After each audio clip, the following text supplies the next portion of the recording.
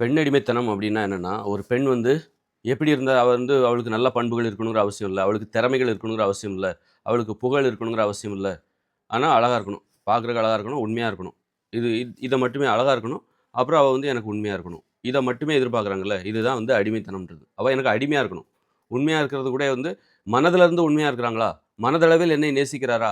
என்று பார்க்காமல் எனக்கு அவள் உண்மையாக இருக்க வேண்டும். அவளுக்கு என்னை பிடிக்கலனாலும் பரவால்ல. அவட்ட நல்ல குணம் இல்லனாலும் பரவால்ல. அவகிட்ட திறமைகள் இல்லனாலும் பரவால்ல. அவ வந்து எனக்கு அடிமையாக இருக்க வேண்டும். இதுதான் வந்து பெண் அடிமைத்தனம். அவளுக்கு கெட்ட குணம் இருக்கலாம், மோசமான குணம் இருக்கலாம். எதுவுமே இல்லனாலும் பரவால்ல. அவ எனக்கு வந்து அடிமையா இருக்கணும். இதுதான் வந்து பெண் அடிமைத்தனம்ன்றது. அப்ப எப்ப நீ வந்து அப்போ ஆண் என்ன பண்றான்? அந்த லெவலுக்கு போயிடுறான். நீ எத எதிர்பார்க்கிறியோ அதுதான் உன்னுடைய தகுதி. ஒரு பெண்ணிடமிருந்து நீ எத எதிர்பார்க்கிற? அதுதான் கேரக்டர எதிர்பார்க்கல. அவ நல்லவளா, கெட்டவளா அதெல்லாம் நீ எதிர்பார்க்கல.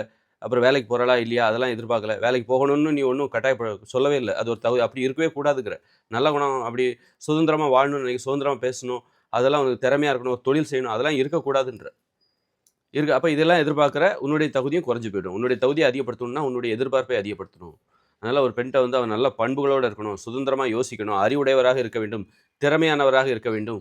புகழ் பெற்றவராக இருக்க வேண்டும். அத்துடன் அழகா இருக்கணும். உனக்கு பிடிச்சிருக்கணும். அதையும் சேர்த்துக்கோ. உண்மையா இருக்கணும். மனதளவுல உண்மையா இருக்கணும். சும்மா நடிக்கக்கூடாது. அவர் மனதளவுல என் மீது வெறுப்பாக இருக்கிறார். பிடிக்கல அப்படின்னா, அப்ப அந்த மாரியான பெண்ட்ட நீ வந்து வாழ்க்கை நடத்தக்கூடாது. இப்ப இதுதான் வந்து அப்பதான் ஒரு ஆண் வந்து அவனுடைய தகுதி உயர்கிறது. அப்பதான் வந்து அவன் சுதந்திரமாவும் இருப்பான். சுதந்திரமா சிந்திக்கக்கூடியவனா இருப்பான். ஒரு லட்சியவாதியாவும் இருப்பான். அதனால பெண் அடிமைத்தனங்கிறது இப்போ விபச்சாரம்னா என்ன? அவ நல்லவளா, கெட்டவளா? எப்படி கேடு கெட்டவளா இருப்பா. போதைப் பொருள் பயன்படுத்துவா. அவகிட்ட பணம் குடுத்து இவன் போயிட்டு வருவான். அவள்ட்ட வந்து நல்ல நல்ல எதையுமே எதிர்பார்க்காம பண்றது. இந்த மாரி நல்ல பண்புகள் எதையுமே எதிர்பார்க்காம பண்ற ஒரு விஷயம் தான்.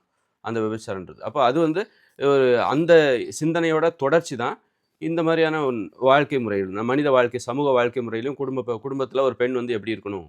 அப்படின்னு எதிர்பார்ப்புகள் இருக்குல்ல. இந்த எதிர்பார்ப்போட இன்னொரு மோசமான வடிவம் தான் விபச்சாரம். இதுக்கும் அதுக்கும் உள்ள ஒரு தொடர்பு இருக்குது. அதனால வந்து அது வந்து ஒரு ஆண்களையும் பாதிக்கும், பெண்களையும் பாதிக்கும். பெண்களை அது மாரியான எதிர்பார்ப்புக்கே இருக்கிற மாரி பெண்களை பழக்கப்படுத்துறது. அது மாரி ஆண்களும் அது போன்ற ஒன்றை எதிர்பார்ப்பதன் மூலம் அவனுடைய தகுதியும் த தரம் தாழ்ந்து போகிறது. பெண்ணின் தகுதியும் உயர்த்தப்படாமல் தரம் தாழ்த்தப்பட்ட நிலையே இருக்கவும் செய்கிறது. இதுதான் பெண் அடிமைத்தனத்தோட ஒரு கொடுமை, ஒரு மோசமான பக்கம். அதனால நாம நம்முடைய தகுதிய உயர்த்தணும் அப்படின்னா, முதல்ல பெண்களுடைய கேரக்டர பார்த்து நீ பழகு. அவளுடைய திறமைய பார்த்து பழகு. அவளுக்கு சமூகத்தில இருக்கிற மதிப்பு என்ன? சமூகம்னா என்ன? 4 பேர் அவங்கள தெரிஞ்சவங்க என்ன சொல்றாங்க? இப்படி வந்து இந்த மாரி சுதந்திரமா யோசிக்கிறாங்களா? சுயமரியாதை உடையவரா இருக்காங்களா?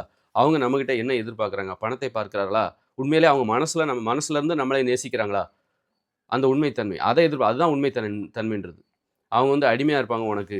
பிடிக்கலனாலும் உனக்கு அடிமையா அது வந்து எதிர்பார்க்காதீங்க. அடிமைத்தனத்தை நல்லா சமைச்சு போடுவாங்க, துணி துவைச்சு போடுவாங்க. இந்த மாரி அடிமைத்தனத்தை பெண்ணிடமிருந்து எதிர்பார்க்காதீர்கள். அப்படி எதிர்பார்த்தீங்கன்னா, நீங்களும் உங்க தகுதியும் இழிவான நிலைக்கு போய்விடும். ஆண்களின் தகுதி அப்ப அவங்களால வந்து இந்த சமூகத்தில எதையுமே சாதிக்க முடியாது. அவங்களுக்கு ஒரு லட்சியம் இருக்க முடியாது. லட்சியத்திற்கான கடமைகள செய்ய முடியாது. ஆ என்பது மட்டும் நிச்சயம். நீங்க ஒரு லட்சியவாதியா இருந்தீங்கன்னா, உங்களுடைய எதிர்பார்ப்பு உயர்ந்ததா இருக்க வேண்டும்.